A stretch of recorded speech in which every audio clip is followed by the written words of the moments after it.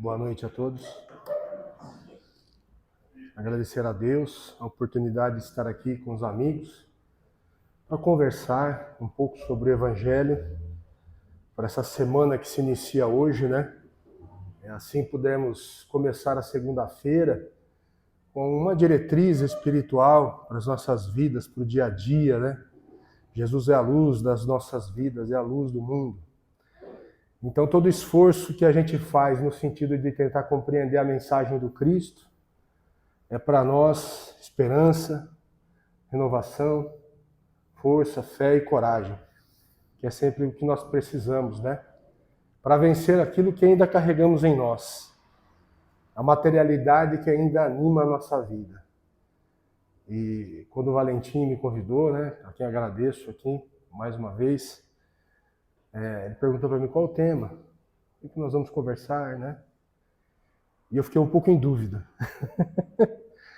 E aí eu me lembrei da carta de Paulo aos Romanos, né? E aí eu falei, bom, vamos trabalhar então um pouco a dúvida e a divisão, né? E o que a carta de Paulo aos Romanos tem a ver com isso? Nós sabemos que o Novo Testamento é composto dos 4 evangelhos, né? Mateus, Marcos, Lucas, João, livro de Atos dos Apóstolos, e as cartas que Paulo escrevia para as primeiras comunidades cristãs que eram formadas através do seu trabalho e do trabalho dos outros apóstolos, né? E eis que em Roma forma-se uma comunidade.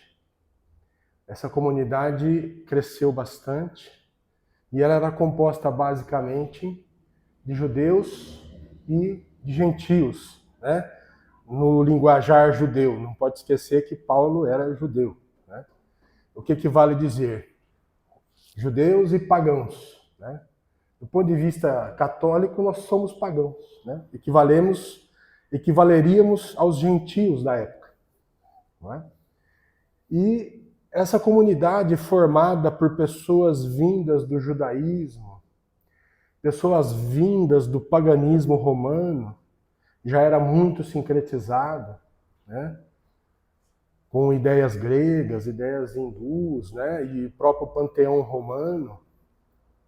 Surgiam muitas dúvidas, muitas controvérsias, né? É ali que surge a questão relacionada à circuncisão, se os pagãos deveriam também ser circuncidados, né? Questões relacionadas com o culto aos ícones, aos deuses pagãos, né? Quem assistiu aqui, por exemplo, aquele, acho que todo mundo deve ter assistido, né? Aquele filme O Gladiador, né? Tem uma cena lá que o personagem principal rende culto a pequenas estatuazinhas, né? Que eram representações dos familiares, da esposa, do filho, né? Era o culto aos ancestrais, que está presente nessa miscelânea de pessoas vindas de uma origem judaica, pessoas vindas de uma origem pagã, e essas questões todas são levantadas, né? E aí vem Paulo lembrando, né? A carta aos Romanos fala de fé, fala da fé em Cristo, que nos liberta de tudo isto. Nos liberta de todas as vinculações da lei antiga, né? Que se aprimorava e que se esmerava na prática da observação estrita da norma religiosa, não é? Regra para tudo, regra como se deve orar, quantas vezes se deve orar por dia. Tinha o sacrifício da manhã, o sacrifício da tarde, o sacrifício do fim do dia, né? Quem pode entrar no templo, quem não pode, as regras de pureza. Então, naquela altura, os judeus já tinham 2, 3 mil anos de história vivendo nesta cultura. Da mesma forma, os gentios. Então imagina, nós aqui somos uma sociedade nova, recente, né? Somos vindos aqui das diversas origens, das mais diversas origens, né? Somos europeus, índios, africanos, né? Não temos uma cultura ainda consolidada que a gente pode dizer assim, essa cultura é uma cultura nossa, O que marca o brasileiro? O brasileiro ainda é uma miscelânea, ainda incipiente de valores, de ideias, né? Mas você pega pessoas que viveram 3.000 anos, né? Vivendo a fé daquele jeito, que recebeu dos antepassados, recebeu dos avós, que recebeu dos pais. É difícil desarraigar. É desses conflitos que a carta aos Romanos fala. Porque vem Jesus e nos liberta de todas estas práticas, né? Nos chama para a verdadeira adoração a Deus, que é a adoração do Espírito, que é a prática, a vivência de uma vida nova, né? Convertida nessa direção que quer com que nós ascendamos a Deus, que nos liberte do mundo material em que vivemos.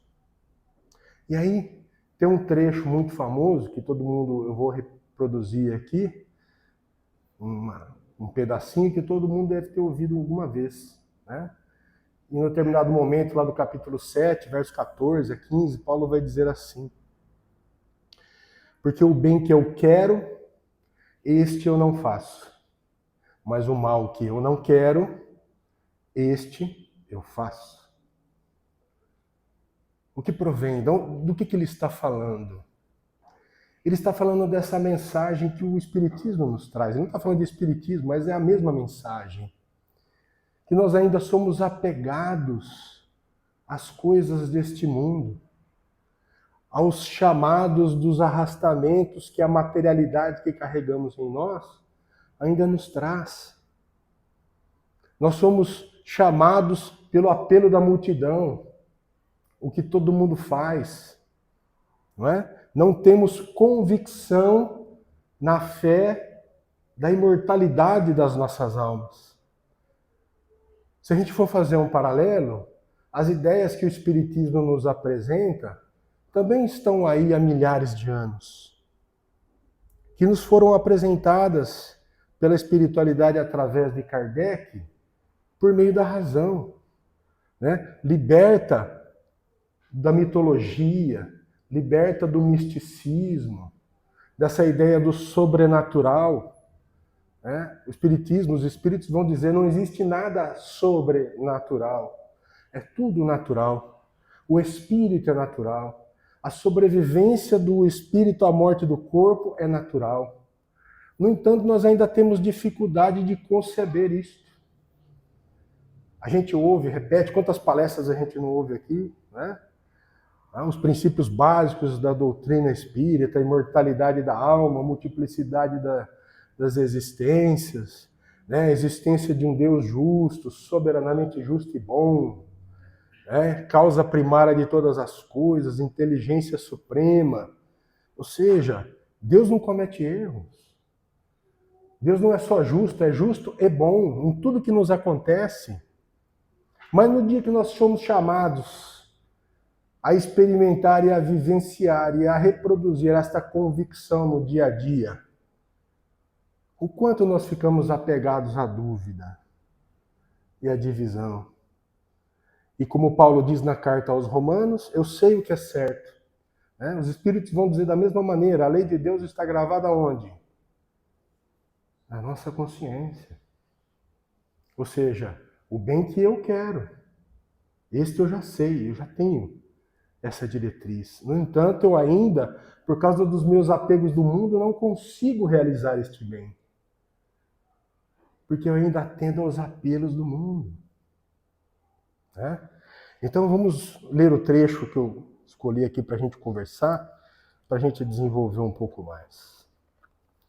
Né? Trouxe aqui um Novo Testamento. Na epígrafe desse trecho, né, é uma Bíblia católica, então, mas a ideia é a mesma, está dita assim: o homem entregue ao pecado. Né?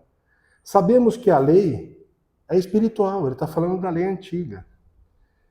Mas eu sou carnal. Vendido como escravo ao pecado, ele continua. Realmente, não consigo entender o que faço, pois não pratico o que quero, mas faço o que detesto. Ora, Se faço o que não quero, reconheço que a lei da consciência é boa. Na realidade, não sou eu mais quem pratica a ação, mas o pecado que ainda habita em mim. E ele continua. Eu sei que o bem não mora em mim, isto é, na minha carne. Pois o querer o bem está a meu alcance, não porém praticá-lo. Com efeito, não faço o bem que quero, mas pratico o mal que não quero. Ora, se faço o que não quero, já não sou eu quem ajo, e sim o pecado que ainda habita em mim. Verifico, pois, esta lei. Quando quero fazer o bem, é o mal que se me apresenta. Comprazo-me na lei de Deus, segundo o homem interior. Mas percebo outra lei em meus membros, que peleja contra a lei da minha razão e que me acorrenta a lei do pecado que existe em meus membros. Paulo está trazendo para nós, na visão e na linguagem da época, essa dicotomia que nós carregamos. Jesus vai resumir isso dizendo assim: esteja no mundo, mas não seja do mundo. Ele sabe dos arrastamentos que ainda somos tragados, mas hoje a gente já tem o Evangelho. E o quanto nós estamos aptos a confiar nessa diretriz? É essa dúvida que Paulo traz e que ele está discutindo com os nossos irmãos lá dessa primeira comunidade cristã de Roma, né, entre judeus e pagãos. Meus irmãos, meus filhinhos, vocês ainda viveram tantos anos nesta lei, nesta relação material com Deus, numa relação que não é espiritual, e alimentaram durante muito tempo essas relações do corpo, colocando estas coisas como as coisas mais importantes da vida e deixando de lado aquilo que é de fato libertador, espiritual. Como que Jesus vai dizer isso para nós, lá no Sermão do Monte? As ideias estão sempre conversando e dialogando. Jesus vai dizer assim para nós: não ajunteis tesouros na terra, mas ajunteis tesouros nos céus, onde nem a traça rói, nem o fogo consome, nem o ladrão rouba. E quais são os tesouros da terra? Quais são os tesouros dos céus? Quando a gente para pensar na ideia de tesouro, o que vem às nossas cabeças? Tesouro é aquilo que é o mais importante dentre as coisas mais importantes das nossas vidas. É possível concordar com essa afirmação? Porque nas nossas vidas temos várias coisas que consideramos importantes. O nosso trabalho, os nossos bens materiais, o dinheiro na conta corrente, é assim? Outros vão dizer a minha família, outros vão dizer a minha esposa, outros vão dizer o meu marido, os meus filhos. Mas dentre estas coisas que você considera importante, qual delas é a mais importante? Que se necessário fosse, você daria até mesmo a sua própria vida por ela. E aí, quando a gente faz esta reflexão interna e olha para dentro de si mesmo e se pergunta: qual é o meu tesouro? Onde esse tesouro está localizado? Está localizado na terra ou está localizado nas coisas dos céus?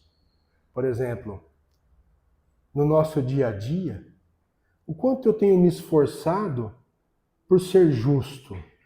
Preciso ganhar o meu dinheiro, preciso sustentar a minha família, preciso alimentar, me vestir, morar. Mas o que eu tenho feito para conquistar todas estas coisas?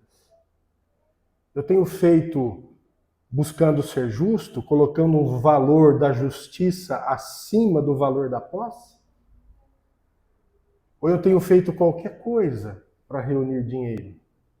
Né? Veja, não se trata de se condenar o dinheiro é necessário. O dinheiro, na verdade, ele não é nem bom, nem mal.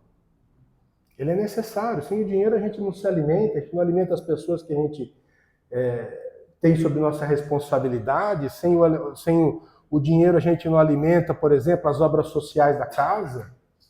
Não é? Sem o dinheiro a gente não faz Semana do Livro Espírita. Não é? Mas o que nós temos feito para reunir esse dinheiro? Qual é o valor que me orienta? Coloco o dinheiro pelo dinheiro acima de tudo ou coloco a justiça, a misericórdia, o perdão? E se o dinheiro vier, ótimo. Se ele não vier, paciência, continuo trabalhando, seguindo a diretriz. Não é? O quantos de nós, por exemplo, sabemos lutar contra, por exemplo, um ressentimento, né? Uma falta de perdão. Jesus vai dizer para nós no Sermão do Monte: você está no templo para apresentar a sua oferta. Mas aí, ou seja, dentro do templo, você se lembra que tem que tem alguma coisa contra você lá fora. Qual a recomendação que ele dá para nós? Larga a tua oferta no pé do templo e vai primeiro te reconciliar com o teu irmão. Depois você vem aqui e apresenta a tua oferta. Nós conhecemos isso no Evangelho segundo o Espiritismo, através de um texto que coloca Kardec, que ele diz assim, que é o sacrifício mais agradável a Deus. Qual é o sacrifício mais agradável a Deus? O sacrifício das coisas materiais, que como Paulo diz aqui na carta aos Romanos, estava na cultura e na tradição da lei? Ou o sacrifício de um coração limpo de rancor, de raiva, de ressentimento, de culpa? Dá para fazer um paralelo aqui entre nós. Nós viemos aqui hoje, domingo, 8 horas da noite, vamos conversar sobre o Evangelho, né? Dá para fazer a mesma reflexão. Quantos de nós estamos aqui hoje, a começar por mim mesmo, carregamos no coração algum ressentimento que ainda não conseguimos trabalhar? Alguma raiva, algum rancor? Né? O próprio nome da palavra diz ressentimento. Sentir de novo. Eu lembro do acontecido e ressinto tudo aquilo que eu senti no dia em que aquilo aconteceu. Não é? E eu não consigo me libertar porque eu estou apegado ao sentimento negativo. Aquele sentimento da raiva do que me foi acontecido. Então, o chamado de Jesus é para nós aprendermos a vencer esta materialidade que ainda carregamos. Esta dificuldade que faz com que nós permaneçamos, como diz Paulo aqui, escravos do pecado. Né? Na linguagem de Paulo, na linguagem hebraica, a palavra em latim, pecado, pecus, vem errar, ela significa errar o alvo. Né? A gente tem uma conotação, digamos assim, católica da palavra pecado, que para nós, quando falamos pecado, a gente compreende ofensa a Deus, não é? Como se as nossas ações fossem capazes de ofender a Deus. Fonte de amor, fonte de justiça, fonte de inteligência suprema. Os nossos erros, por mais equivocados que sejam, não ofendem a Deus. Ofendem a nossa história. Ofendem a nossa vida. Porque fazem com que nós permaneçamos, como diz Paulo, presos na materialidade. Então, o que é errar o alvo, né? O alvo é Deus. O alvo é essa transcendência para a qual lutamos todos os dias, no varejo do dia a dia, para implementar o Evangelho. Por exemplo, daqui a pouquinho nós vamos todos para casa, vamos descansar para recomeçar a semana. Não é? Mais uma oportunidade que nós recebemos de Deus para que nós possamos começar de novo, sem se apegar ao que foi, ao que passou, não é? Construir no dia a dia essa nova relação com Deus, uma relação absolutamente espiritual, como ele diz aqui para nós: comprazo-me na lei de Deus, segundo o homem interior, mas percebo outra lei em meus membros, que peleja com a lei da minha razão. Não é assim quando a gente vem nos grupos de estudo, ou quando a gente vem nas palestras, a gente ouve e fala: não, é isso mesmo, tá tudo certo, esse é o caminho, não é? Vou realmente realizar essa transformação na minha vida. Mas quando a porta do centro abre, quando eu vou para casa, eu saio do passe, e aí eu vou lá e encontro a realidade do mundo. Encontro a mim mesmo no outro. Encontro a mim mesmo na esposa, nos filhos, no trânsito. E aí eu me reencontro com quem eu ainda sou. E deixo falar não aquele que estava no centro, que se fortaleceu com a mensagem, que recebeu o passe magnético, que saiu daqui um pouco mais, digamos assim, fortalecido. Mas aí naquele momento em que nós somos chamados a testemunhar aquilo que a gente veio aprender e refletir aqui, caímos novamente. Não é assim, irmãos? Não é? Isso vale, ou é só comigo que acontece isso? Hã? Ou é com todos nós?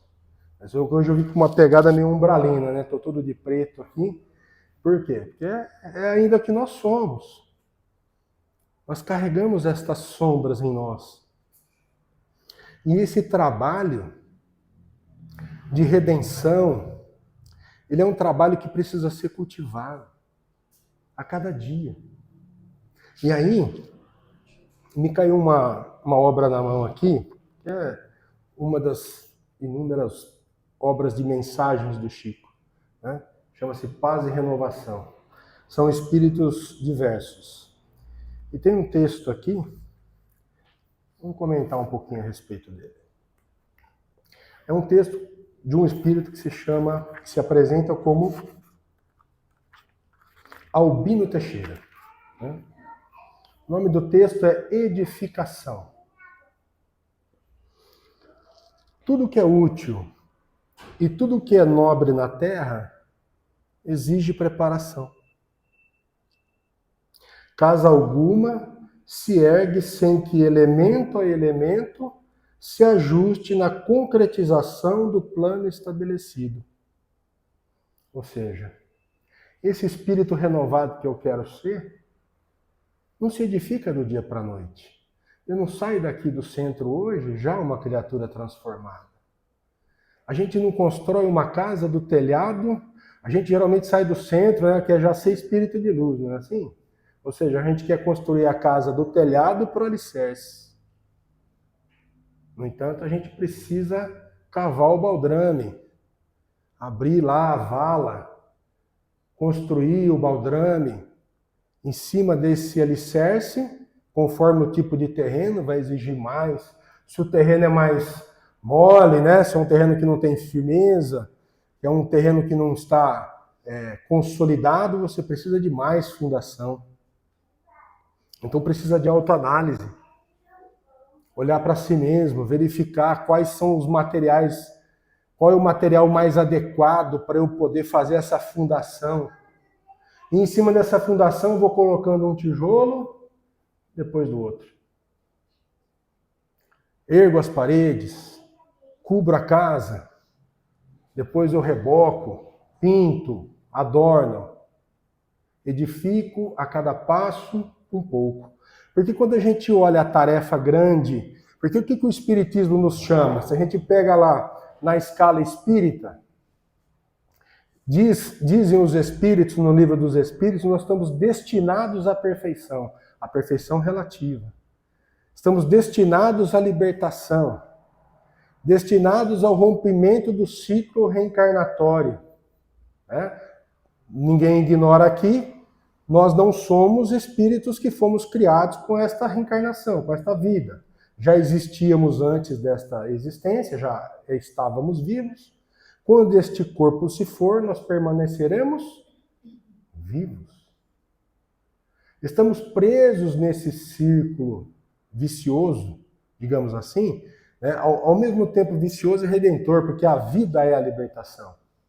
Que é o que Paulo fala, estamos presos na carne, escravos dos nossos erros, escravos dos nossos equívocos.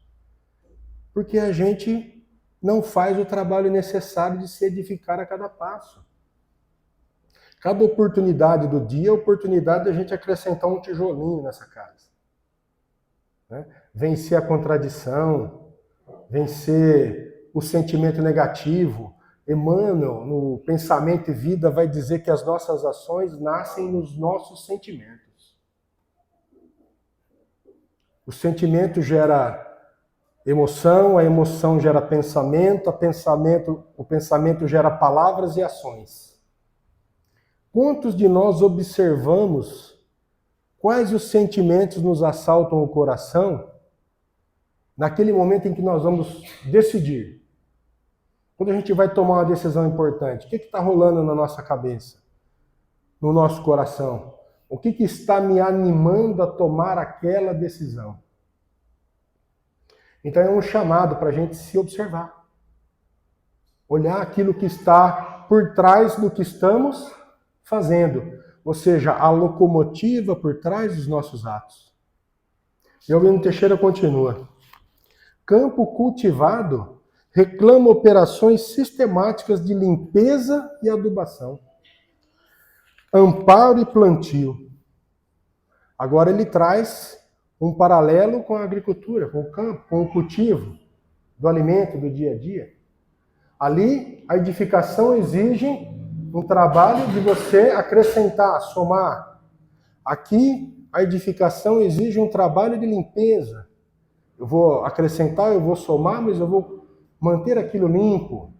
Vou manter a minha consciência limpa. É fácil? Claro que não é fácil. A mesma dificuldade, estamos todos imersos na mesma dificuldade. Mas este é o trabalho. E ele continua. Roupa que se veste, passou por múltiplas fases de trabalho, desde a produção do fio singelo. Tudo que a gente quer construir na vida é feito de diversas maneiras, de diversas fases. Nada nasce pronto. Não é? De maneira que eu quero ser espírito puro, porque Jesus é o meu mestre, Jesus é o nosso modelo e guia. O que é ser modelo e guia? Modelo é aquela referência a partir da qual eu tento reproduzir. Né? Eu vou fazer alguma coisa, eu vou fazer esse suporte de livro, esse púlpitozinho aqui, ele é um modelo para mim, vou tentar copiá-lo. Mas ele não é um modelo inerte para nós. Porque se ele fosse só um modelo inerte, ele não seria nosso guia. Porque o guia sabe o caminho. O guia trilhou o mesmo caminho que você está trilhando, que nós estamos trilhando. Por exemplo, eu vou viajar, não precisa nem ser para fora do país, eu vou viajar aqui para uma outra localidade no Brasil, vou chegando lá, eu preciso conhecer as coisas, saber onde ficam, né? O que se tem para fazer, não é? Onde eu vou encontrar o que eu preciso, o que eu procuro? Alguém que possa me mostrar o caminho, né? Se eu for num outro país, então, alguém que saiba a minha língua, que está passando pelas mesmas dificuldades que eu e sabe dizer para mim onde é que eu tenho que ir para encontrar aquilo que eu estou buscando. Então, este trabalho de referência, de busca por referência, faz parte do nosso processo de crescimento. E o quanto a gente tem buscado a referência em Cristo, em Jesus. Quanto a gente tem deixado ele ser de fato o nosso guia. Porque é disso que se trata no final. Porque quando eu venho para o centro, por exemplo, no tratamento espiritual, geralmente a gente vem no tratamento espiritual e a gente quer a cura. A gente quer sair daqui no sábado à tarde, lá no portal, ou na quinta-feira à tarde, lá no portal. Eu venho com um problema, eu quero sair daqui do portal, ou daqui do Allan Kardec, curado. Muitas vezes a cura não é possível. Porque a cura só vai ser possível quando eu resolver a causa. O centro pode me ajudar com o sintoma, ele pode aliviar a dor, aliviar o sofrimento, fortalecer, energizar. Mas ele não vai resolver o problema se você não fizer a sua parte. É o trabalho que cabe a cada um de nós. Ele continua, o pão mais simples não aparece fora dos arranjos indispensáveis. Qualquer coisa simples que a gente se propõe a fazer, nós temos que estar prontos para as fases que essa preparação demanda. E ele continua, o livro para surgir, transmitindo informações e conhecimentos, roga gestação mental, esforço e composição, letra a letra. Não é? A sinfonia, que aprimora as fontes da inspiração, requisita combinações e estudos diversos, para que os sons se harmonizem nota por nota. E ele fecha o texto. Todos os recursos necessários à educação, à sublimação da individualidade, à criação intelectual e à revelação do plano extrasensorial estão contidos em possibilidades virtuais na esfera do pensamento. Ninguém espera milagres depois da morte. Na terra ou além da terra, cada pessoa somente dispõe, em si e fora de si, da cultura e do merecimento que edificou. Esse é o chamado de Paulo para nós, na carta aos Romanos. É o chamado de Jesus para nós no seu Evangelho. É o chamado dos Espíritos para nós na doutrina espírita. Essa liberdade que a gente aspira passa por a gente resolver as dúvidas que carregamos em nosso coração, né? E tomarmos as decisões necessárias, enfrentar as nossas limitações, enfrentarmos os nossos apegos às coisas desse mundo e vencermos essa divisão que ainda nos prende à dor, ao sofrimento, porque somos pessoas divididas ainda. Já sabemos o caminho. Muito pouco não foi dito. Está tudo aí. Resta a gente tomar a decisão e enfrentar as nossas limitações com fé, coragem, buscando Jesus a cada passo do caminho, no varejo do dia a dia.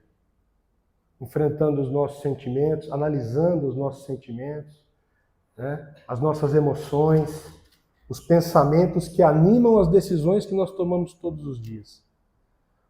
Para a medida que a gente for se purificando, edificando passo a passo, tijolo a tijolo, essa casa, né, que Jesus vai chamar do homem prudente, para nós encerrarmos o nosso assunto.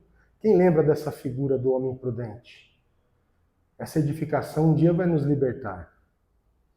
Porque ele diz para nós lá no Sermão do Monte, quando ele fecha o Sermão do Monte, no capítulo 7, ele diz assim: todo aquele que ouve estas minhas palavras e as coloca em prática, assemelhá-lo-ei ao homem prudente, que edifica a sua casa sobre a rocha. E vieram as tempestades, se abateram sobre aquela casa, as enxurradas se abateram sobre aquela casa, os ventos se abateram sobre aquela casa, mas aquela casa permaneceu em pé, porque estava alicerçada por sobre a rocha. Percebam que Jesus não nos promete facilidade.